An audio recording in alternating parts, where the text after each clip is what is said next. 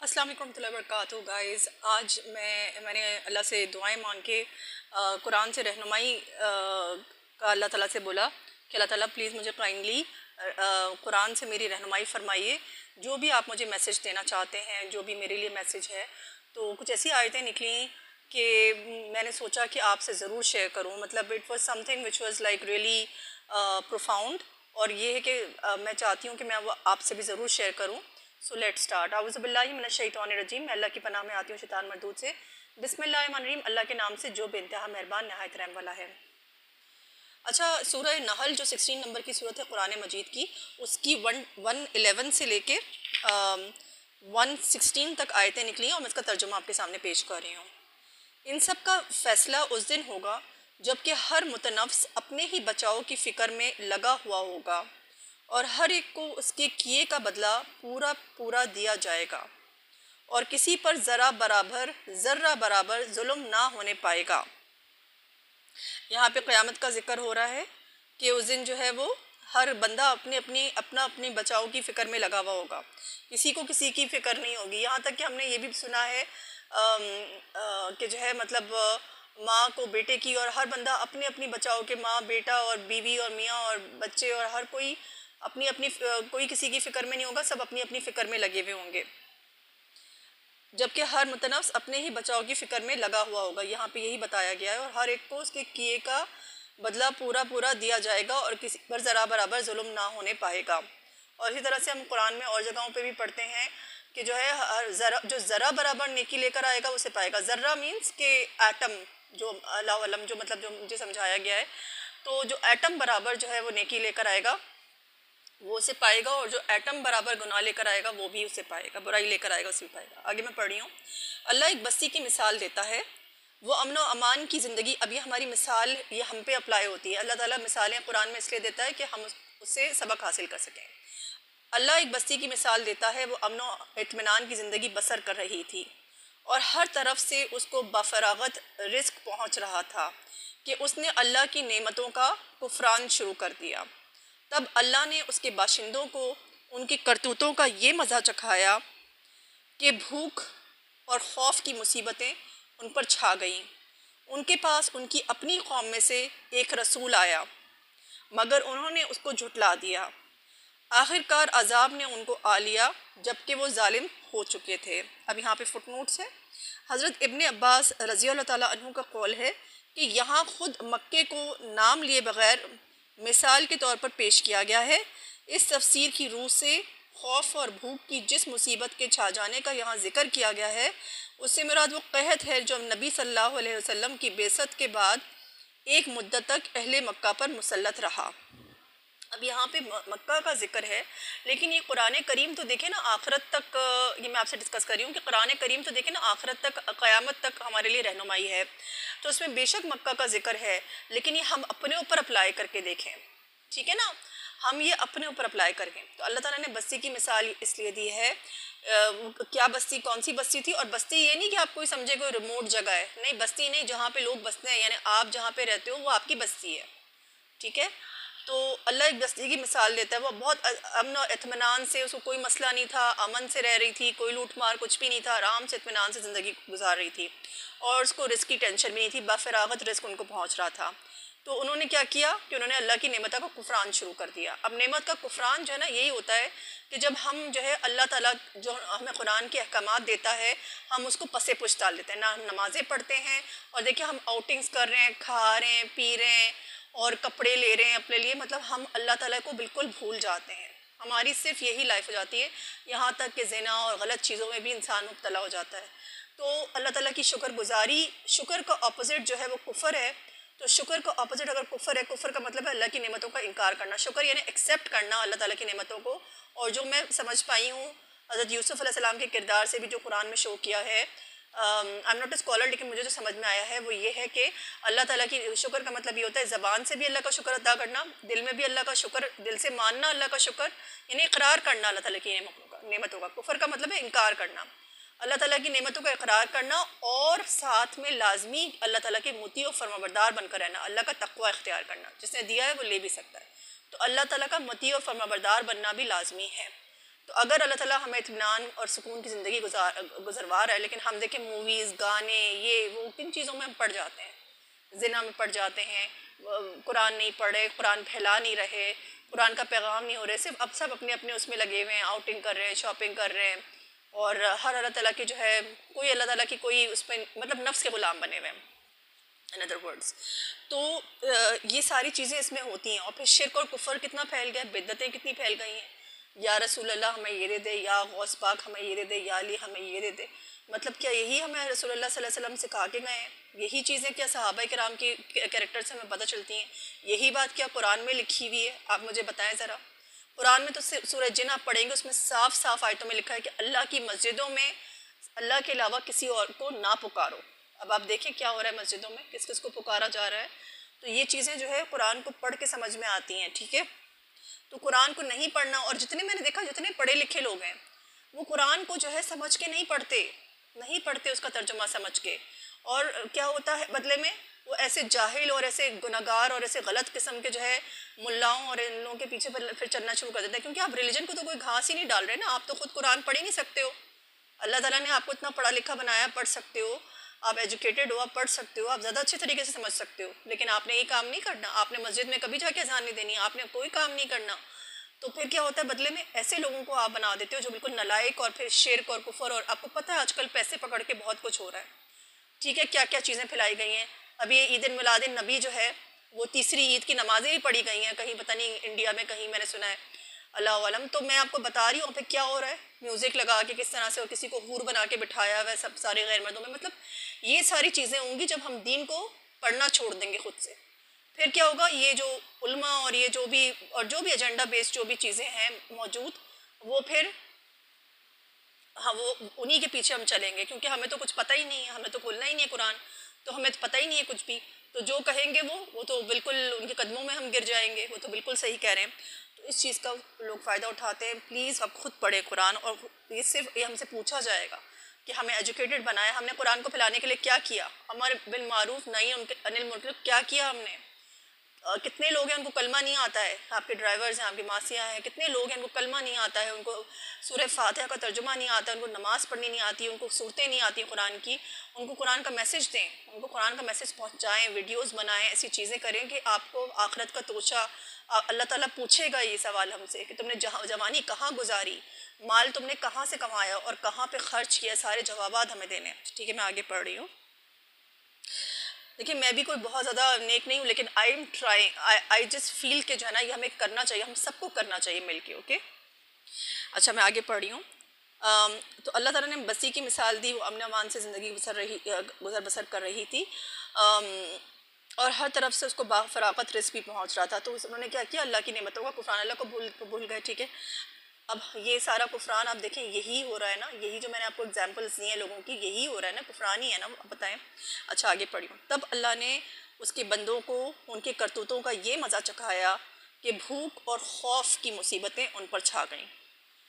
ठीक है, यानी बाफरागत उनको रिस्क मिल रहा था, आराम से रिस्क मिल रहा था। तो क्या हुआ, अल्लाह ताला ने क्या गुनाह दिया उनको, क्या किस तरह से पकड़ा, उनके करतूतों का ये मज़ा चखाया कि भूख और खौफ की मुसीबतें उन पर छा गईं।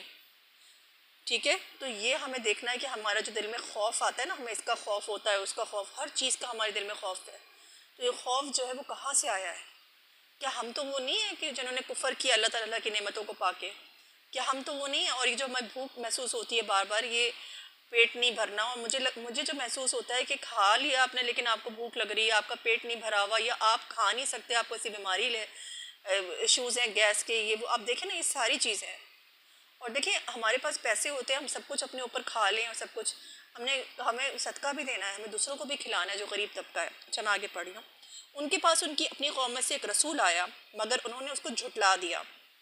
आखिरकार अजाब ने उनको आ लिया जबकि वो जालिम हो चुके थे। अब देखें रसूल जो है कौम की तरफ से रसूल का जो है, मैं इसरार अहमद साहब का, डॉक्टर इसरार अहमद साहब का भी सुन रही थी कि वो जो अल्लाह ताला की तरफ बुलाता है, यानी कि उसको भी आप कहते हैं। ठीक है, तो रसूल एक तो नबी भी आप उनको कहते हैं, नबी के कॉन्टेक्स्ट में भी, लेकिन रसूल जो अल्लाह की तरफ आपको बुला रहा है, जो कुरान की तरफ आपको बुला रहा है। तो क्या हुआ कि जब आप उनसे रीज़न करते हैं, जब आप इन लोगों से रीज़न करते हैं कि आप लोग जो है ये जो कर रहे हैं कुरान में तो ये नहीं है, तो वो आगे से क्या कहते हैं आपको, अब वो आपका मजाक उड़ाते हैं या वो आपके ऊपर गुस्सा करते हैं, उनको गुस्सा आ जाता है। तो यही हुआ, और फिर कौम के लोग जो है, हमारे यहाँ तो यही होता है, हमारे बाप दादा तो यही करते हैं। अब आप बताएं, काफिरों का जवाब है ये। हमें पता है कुफार मक्का कुरान में, हमने इतना कुरान माशाल्लाह सब तक पढ़ा है, क्या जवाब देते थे वो लोग कि हमारे बाप दादा तो यही करके आए हैं। तो अगर आपके मसलक में कोई ऐसी चीज़ हो रही है, सबसे पहले तो मसलक अल्लाह ताला ने साफ साफ कुरान में जिक्र किया। आप कुरान पढ़ें, उसमें भी पढ़ा हुआ है, हमने तो बचपन से पढ़ते आ रहे हैं आयत सूरह आल इमरान की कि अल्लाह की रस्सी को मजबूती से थामो और फ़िरका फ़िरका ना हो जाओ, साफ साफ लिखा है। अब आप बताएं, तो अल्लाह की रस्सी क्या है? कुरान है, सब जानते हैं ये बात, फिर भी हम लोग इस तरह कर रहे हैं। क्यों कर रहे हैं हम ऐसा? क्यों फ़िरके फ़िरके हो रहे हैं? फिर उस बात पे लड़ाई भी करते हैं कि भाई हमारे फ़िरके में जो बात है वो बिल्कुल ठीक है। आप सोचिए, तो फ़िरका फ़िरका भी हो गए, ऊपर से फ़िरके को भी आप डिफेंड कर रहे हो। अब आप मुझे एक बात बताओ, उसमें जो गलत बात है उसको डिफेंड कर रहे हो फ़िरके में, तो आप बताओ उनके पास, उनके आप जब, तो ये सिर्फ रसूल और नबी की बात नहीं हो रही है, जो भी कुरान से आपको बुला रहा है, आपको अल्लाह की तरफ बुला रहा है, आप उसी कॉन्टेक्स्ट में लें। उनके पास उनकी अपनी कौम से, जो आपको सही तरीके से कुरान की तरफ गाइड कर रहा है, उनके पास उनकी अपनी कौम में से एक रसूल आया, मगर उन्होंने उसको झुटला दिया। आखिरकार अजाब ने उनको आ लिया, यानी उन्होंने बेसिकली रसूल को झुटलाया ना, अल्लाह की बात को झुटला दिया, ठीक है ना। आखिरकार अजाब ने उनको आ लिया जबकि वो जालिम हो चुके थे। अल्लाह की बात नहीं माननी, कोई बात नहीं माननी, कुरान खुद नहीं पढ़ना। अच्छा, कोई आपको कुछ बता रहा है तो चलो आप खुद ही खोल के पढ़ लो कुरान, उसको छोड़ो, आप खुद ही आपसे पूछो क्या क्या कहाँ कहाँ लिखा है, तो वो आपको अगर गाइड कर देता है, आप खुद कुरान खोल के पढ़ो, आप एजुकेटेड हो। आप देखो, अगर वो गलत बात कर रहा है तो उसे पॉइंट आउट करो। नहीं, आपने सिर्फ उसको बस गुस्सा करना है, उसको बस झुटला देना है कि क्या बकवास कर रहे हो तुम, या हमारे यहाँ तो यही होता है, हम तो ऐसे ही करते हैं। ये कहाँ से आ रहा है आपके अंदर? ये तो कुफ़ारे मक्का वाले जवाब है, जब रसूलुल्लाह सल्लल्लाहु अलैहि वसल्लम और जब रसूल अम्बिया जब तालीमात देते थे उनको अल्लाह की, कुरान की, जो उस वक्त तो ये जो है वो इसी तरह के जवाब उनको दिया करते थे कि हमारे बाप दादा तो यूँ फॉलो करते आए हैं। हज़रत इब्राहीम अलैहिस्सलाम को भी बुत परस्तों ने जवाब दिया। अब आप बताएं, और बुत परस्ती सिर्फ ये नहीं कि आपने बुत बना लिया, ये भी सारे बुत हैं जो आपने बनाए हुए हैं कि ये हमें हमें रोटी देगा, फलाना हमारा ये काम करेगा। अल्लाह को छोड़ के जो भी आप बनाएंगे वो तो हम शेयर करेंगे। और एक बात मैं आज सोच रही थी और मैं इस बात पर डिस्कस भी करी थी कि हम लोग तो जैसे अब औरतें हैं, ठीक है, कुछ औरतें ऐसी होती हैं कि इस्लाम में जो है वो कहा है कि जो है पर्दा करो, ये सब कुछ, अगर उनके हस्बैंड्स मना करते हैं, हक बात जो अल्लाह की बात है, कहती हैं अब हस्बैंड से जो कहा है वो तो करना पड़ेगा, शौहर ने जो कहा है वो तो करना ही पड़ेगा ना। तो आपने अल्लाह की बात के ऊपर शौहर की बात को तरजीह दे दी, तो आपने तो अपने शौहर को खुदा बना लिया फिर। तो आप, और शौहरों को भी अंडरस्टैंड करना चाहिए कि उनको जो इज़्ज़त और तकरीम दी है, बीवी के ऊपर जो इज़्ज़त और तकरीम जो एक दर्जा ऊपर दिया है आपको, तो वो आपको अल्लाह ताला ने दिया है, अल्लाह ने दिया है। तो जिस अल्लाह ने दिया उसका पास रखें, और अपनी बीवियों को गलत तरीके से वो ना करें कि उनको अल्लाह ताला के ख़िलाफ़ जो है वो कर रहे हैं।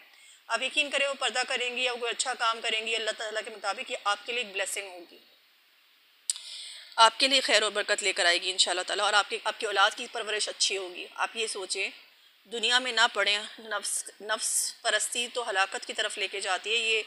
ये भी कुरान के अल्फाज हैं। हज़रत मूसा अलैहिस्सलाम को अल्लाह ताला ने फरमाया था कि तुम किसी ऐसे के पीछे मत चले जाना, किसी ऐसे की इताअत मत कर लेना जो ख्वाहिश नफ्स का जिसने अपनी ख्वाहिश नफ्स को अपना खुदा बना लिया है, वरना तुम हलाकत पे पड़ जाओगे। साफ साफ कुरान के अल्फाज हैं। और भी बहुत सारे रेफरेंसेस हैं कि रसूलुल्लाह सल्लल्लाहु अलैहि वसल्लम को फरमाया कि उन लोगों के अपने अपने आप को उन लोगों के साथ अटैच करो जो सुबह शाम अपने रब की अपने रब की रज़ा के लिए उसको पुकारते हैं, अपने रब को पुकारते हैं उसकी रज़ा हासिल करने के लिए।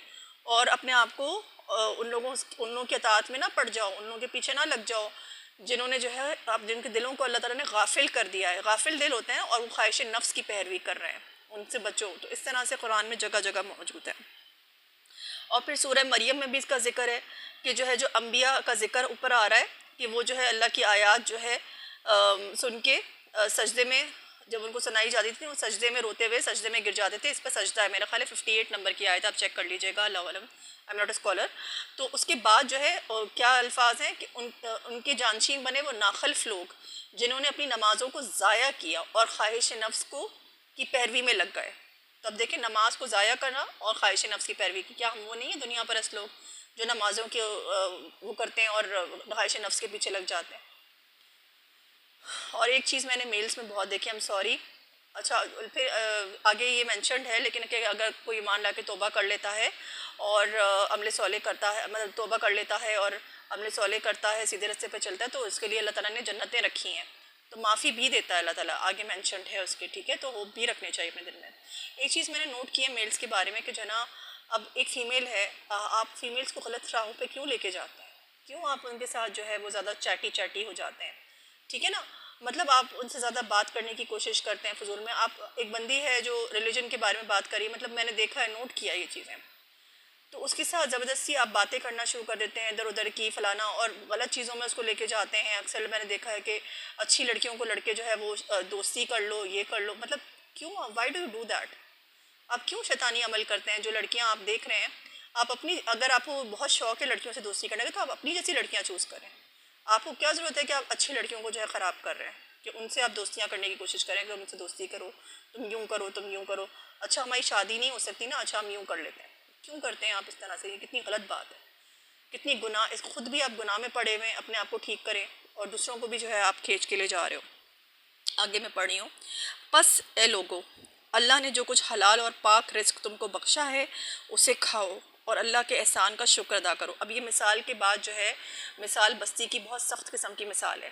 अब ये हम पर पूरी पूरी अप्लाई होती है, इसीलिए मैंने आपसे शेयर की है कि जो है क्या कहते हैं कि ऐसे लोग थे उस बस्ती में जिनको अल्लाह ताला ने बहुत अमन और इत्मीनान की ज़िंदगी बसर कर रहे थे, और उनको रिस्क भी जो है वो टेंशन के बगैर आराम, कोई टेंशन नहीं थी खाने पीने की, कोई मसला नहीं था, रिस्क का हर चीज़ उनको अल्लाह ताला दे रहा था।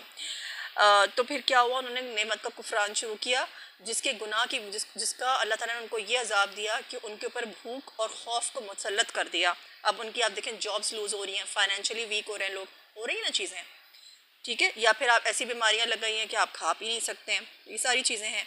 तो अल्लाह ताला कह रहे हैं कि उनकी कौम के पास जो है उनको मना करने वाला आया, सीधे रास्ते पे दिखाने वाला आया, रसूल भी भेजा अल्लाह ताला ने उनको समझाने के लिए, सीधे रास्ते पे ले जाने के लिए। अल्लाह ताला भेजता है ऐसे लोगों को जो आपको सीधे रास्ते पे लेके जाए, कुरान की तरफ बुलाएं, लेकिन उन्होंने उसको झुटला दिया, उसकी बात को पसे पुश डाल दिया। अच्छा तुम अक्सर हमारे यहाँ होता है ना, अच्छा तू हमें बताएगा, ये तुम हमें ये बताओगी, तुम्हारे अंदर तो ये गुनाह है, ये गुनाह है, ये गुनाह है, मतलब उसकी किसी की बात नहीं सुननी आपने, तभी आप ये करते हो ना, कि खुद तो कोई अच्छा काम करना नहीं है, कोई बेचारा कर रहा है तो उसको आप वो कर रहे हो, तो अल्लाह ताला आप खुद ही पकड़े जाओगे। आप जो बुरा अमल कर रहे हो आप उसको नीचा दिखाना शुरू कर देते हो, ठीक है, बजाय से कि खुद आपने ये करना था काम, आप उसको नीचा दिखाना शुरू कर देते हो, उसको डिस्करेज करते हो। तो अल्लाह ताला ने क्या, अल्लाह ताला ने फिर अल्लाह ताला तो बेनियाज है, उसने क्या किया, भूख और खौफ मुसल्लत कर दिया, फाइनेंशियल प्रॉब्लम्स में और चीज़ों में डाल दिया, भूख में। तो आखिरकार अजाब ने उनको आ लिया, फिर आखिरकार उनके ऊपर अजाब भी आ गया अल्लाह ताला का, जबकि वो जालिम हो चुके थे। अब मैं आगे पढ़ रही हूँ, बस है लोगों, अल्लाह ने जो कुछ हलाल और पाक रिस्क तुमको बख्शा है उसे खाओ और अल्लाह के एहसान का शुक्र अदा करो। यहाँ पे भी देखें, अगर तुम वाकई उसकी बंदगी करने वाले हो। बस है लोगों, अल्लाह ने जो कुछ हलाल और पाक रिस्क तुमको बख्शा है उसे खाओ और अल्लाह के एहसान का शुक्र अदा करो, अगर तुम वाकई उसकी बंदगी, अगर तुम वाकई उसी की बंदगी करने वाले हो, उसी की बंदगी है, ठीक है ना, यानी सिर्फ अल्लाह की बंदगी करने वाले हो। अल्लाह ने जो कुछ तुम पर हराम किया है वो है मुर्दार, ठीक है, यानी मेरा ख्याल है मरे हुए जानवर का जो गोश्त होता है, और खून और सूअर का गोश्त, और वो जानवर जिस पर अल्लाह के सिवा किसी और का नाम लिया गया हो। अब देखें, ऐसे बकरे ज़ुबानी होते जिन पे किसी और का, औलिया अम्बिया का नाम लिया जाता है, तो अल्लाह ताला ने कहा है कि तुम पे हराम किया गया है वो है जो मुर्दार का गोश्त है, खून है, सूअर का गोश्त है, और वो जानवर जिस पर अल्लाह के सिवा किसी और का नाम लिया गया हो, ये सब शिर्क है, सब हराम है ये। अलबत्ता भूख से मजबूर और बेकरार होकर अगर कोई इन चीज़ों को खा ले बग़ैर इसके कि वो कानून इलाही की खिलाफ वर्जी का ख्वाहिशमंद हो या हद ज़रूरत से तजावुज़ का मर्तकब हो, यानी ज़्यादा खा ले, तो यकीनन अल्लाह माफ़ करने वाला और रहम फरमाने वाला है। अरबिक में फ़न्नल्लाह गफ़ूरुर रहीम। तो अगर कोई भूख से बेकरार हुआ हुआ है, कोई बहुत गरीब बंदा है, भूख से बेकरार हुआ हुआ है, या किसी ऐसी कंडीशन में कि खाना नहीं है, तो बग़ैर इसका कि ख्वाहिशमंद के कानून इलाही की खिलाफ वर्जी, अल्लाह तो दिलों के हाल जानता है, अल्लाह को आप भूल नहीं कर सकते, और ना इसका ख्वाहिशमंद हो कि अल्लाह की खिलाफ वर्जी हम कर रहे हैं अल्लाह के कानून की, और ज़रूरत से, यानी ये नहीं कि भर भर के खाया, बस ज़रूरत की हद तक उसने खाया, तो यकीनन अल्लाह माफ़ करने और रहम फरमाने वाला है। और ये जो तुम्हारी ज़बानें झूठे अहकाम लगाया करती हैं कि ये चीज़ हलाल है वो और वो हराम, तो इस तरह के हुक्म लगाकर अल्लाह पर झूठ ना बांधो। अच्छा, इसके क्या फुटनोट्स हैं। ये आयत साफ तसरीह करती है कि खुदा के सिवा तहलील और तहरीम का हक़ किसी को भी नहीं है, किसी को भी नहीं। दूसरा, जो शख्स भी जायज़ और नाजायज़ का फ़ैसला करने की जुर्रत करेगा वो अपनी हद से तजावुज़ कर लेगा, इल्ला ये कि वो कानून इलाही को सनद मानकर उसके फ़रामीन से इस्तिबात करते हुए ये कहे कि फ़लाँ चीज़ या फ़लाँ फ़ेल जायज़ है और फ़लाँ नाजायज़। खुद मुख्ताराना तहलील और तहरीम को अल्लाह पर झूठ और इफ्तरा इसलिए फ़रमाया गया कि जो शख्स इस तरह के अहकाम लगाता है उसका ये फ़ेल दो हाल से खाली नहीं हो सकता, दो हाल से खाली नहीं हो सकता। या वो इस बात का दावा करता है कि जिसे वो किताब इलाही की सनद से बेनियाज होकर जायज़ या नाजायज़ कह रहा है, उसे खुदा ने जायज़ या नाजायज़ ठहराया है, या उसका दावा ये है कि अल्लाह ने तहलील और तहरीम के इख्तियारात से दस्तबरदार होकर इंसान को ख़ुद अपनी मर्ज़ी का कानून बना लेने के लिए आज़ाद छोड़ दिया है। समझ में आ रही है आपको बात कि अपनी तरफ से हम हलाल हराम नहीं कर सकते, और वो ये समझे कि नहीं अल्लाह ताला तो बेनियाज हो गया है, अब हलाल और हराम की तरफ से हमें अपने फ़ैसले ख़ुद कर लेने हैं कि क्या हलाल है और क्या हराम है। तो अल्लाह ताला साफ़ साफ़ यहाँ पे कह रहा है। अच्छा आगे, इनमें से जो दावा भी, ये फुटनोट्स ही पढ़ी हूँ, इनमें से जो दावा भी वो करे वो लामहला झूठ और अल्लाह पर इफ्तरा है।